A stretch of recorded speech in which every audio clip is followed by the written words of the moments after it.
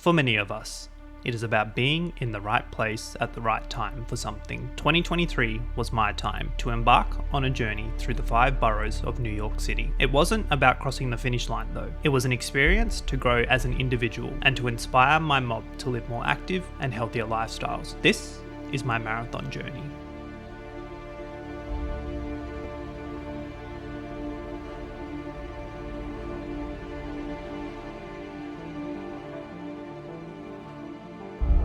I was a stranger to the marathon world. Heck, even a 5-kilometre run felt like I was taking up most of my day exercising. But something about applying for the Indigenous Marathon project rippled possibilities. Or maybe it was my friend Lena pushing me to submit an application every year. My path with IMP spanned over 3 years. Each tryout, each rejection, and flashbacks to my first ever tryout not being able to keep my breakfast down. All a stride closer to accepting my position in the 2023 Indigenous Marathon Project squad. Transitioning into the rigorous training program felt like leaving home, conditioned and comforted by my daily gym routine, only to now be running 4 times per week, tested by small injuries and setbacks, but committed to completing the training blocks. From the Mother's Day Classic to the Gold Coast Half Marathon, these milestones marked not just distances covered, but new learnings about myself and just how strong I was. Every step forward was one more ripple in the wave. The journey towards the marathon came with highs and lows. It wasn't just about pushing my physical limits, it was understanding my body, spirit, and mind during these early morning runs and strength sessions. But my brothers and sisters were there with me throughout this journey. We were a squad. Many times, they were the reason I decided to get out of bed to complete a session. My partner, there to put up with all the talk about running, and hearing me do leg swings at 5 AM in the morning. Friends who'd also joined me for the Sunday long runs. I had it all. 6 months of training had gotten us to our selection event, held on Arundel Country in late September. 10 squad members about to embark on their longest run ever, a special place. Reflecting on the 132 IMP graduates who had paved the way before us. A run that I will never forget, feeling the spiritual energy and running with the widest smile on my face. Later that evening, learning we would all be selected to run the 2023 New York City Marathon.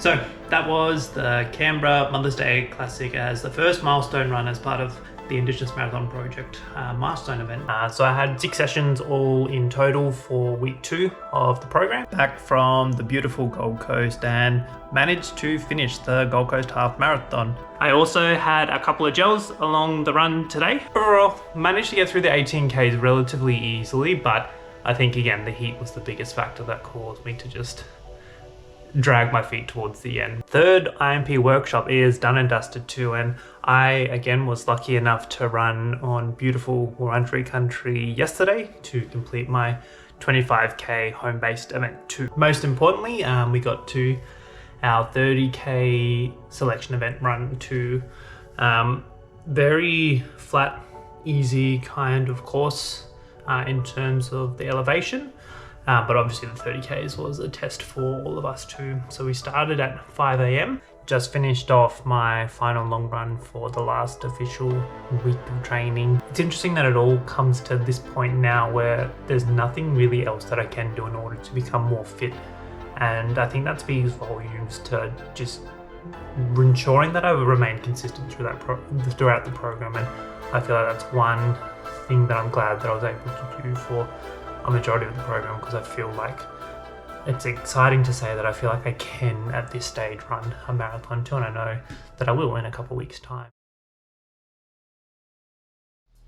Touching down in New York City felt surreal, running my first marathon in one of the biggest cities in the world. Just a kid from Palmerston, now running the New York City Marathon, amongst the IMP squad, a family away from home. The energy picked up as we got closer to race day, a chance to make our own history together.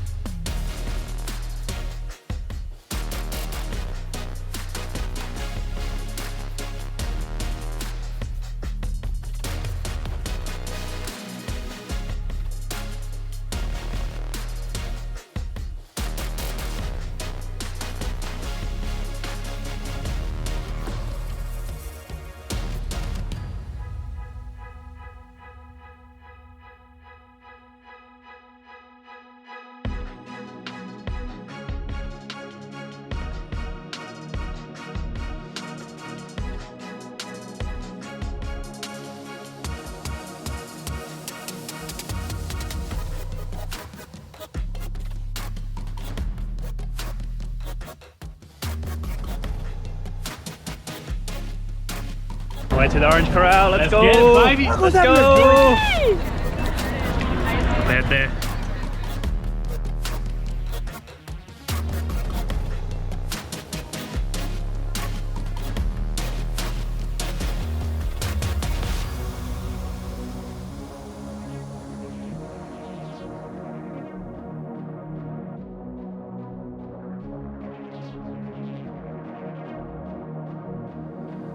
My NYC experience was nothing I expected.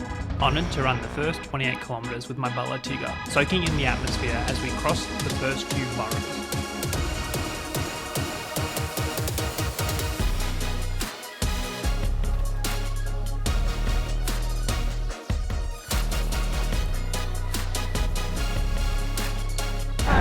We love, baby. We are here. We are in Brooklyn, baby. Brooklyn. Yeah, baby. All my people.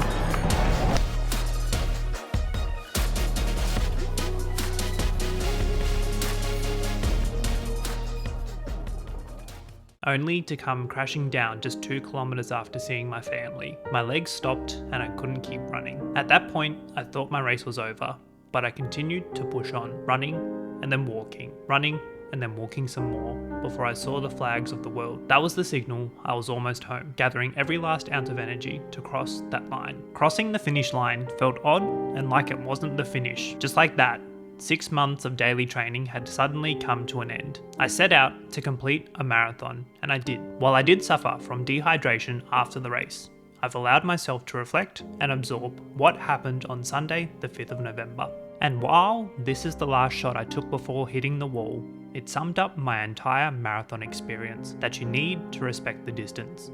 And also, realised this was the first time I'd ever done a marathon. As this chapter draws to a close, this is just my starting line. I ran the marathon in 4 hours, 29 minutes and 31 seconds, but I'm also going to be chasing that down next year. Also setting out to collect those 5 remaining stars of the world major marathons. Thank you for sharing this remarkable journey with me, and thank you to my partner Hannah for supporting me through it all, to Lena, who'd made me apply for IMP in the first place, to Kirsten for being my sounding board and personal counsellor at work, to my squad sister Sissy for joining me on those long runs, to my family for making the journey over to New York, and to my friends who supported me this year. Lastly, a thank you to my squad for letting me be me, our corporate and Aboriginal ambassadors for your leadership and support, and to the staff at the Indigenous Marathon Foundation for investing in me. Without you all, I wouldn't have crossed that line.